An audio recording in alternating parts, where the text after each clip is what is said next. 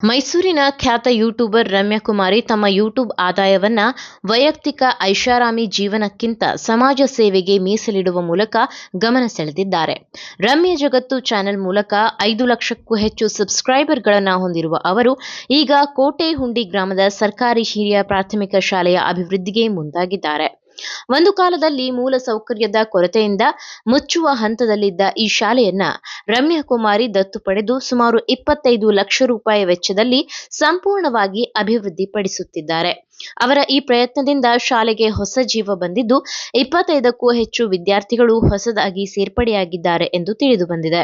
ಶಾಲೆಯಲ್ಲಿ ಈಗ ಸುಸಜ್ಜಿತ ಹೂದೋಟ, ಆಟದ ಮೈದಾನ, ಆಧುನಿಕ ಗ್ರಂಥಾಲಯ, ಹೆಚ್ಚುವರಿ ತರಗತಿ ಕೊಠಡಿಗಳು ಹಾಗೂ ಕಂಪ್ಯೂಟರ್ ಕೇಂದ್ರಗಳನ್ನು ನಿರ್ಮಿಸಲಾಗಿದೆ.